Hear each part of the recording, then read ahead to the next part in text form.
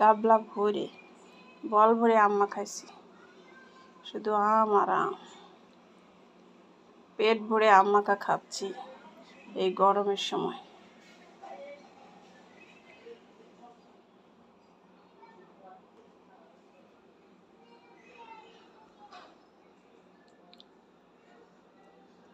সেই স্বাদ, সেই মজা। কে কে খাবেন আম মাখা?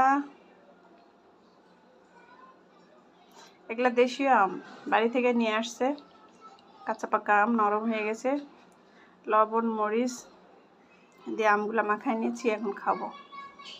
দেখুন কত সুন্দর, এটা দেখতে সুন্দর, খেতে খুবই মজা।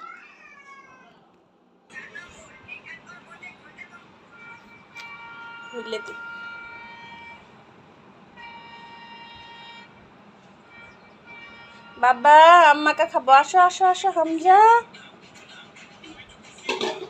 আসো। দেখো কি করেছি আমরা, এত আম মাখা দেখো।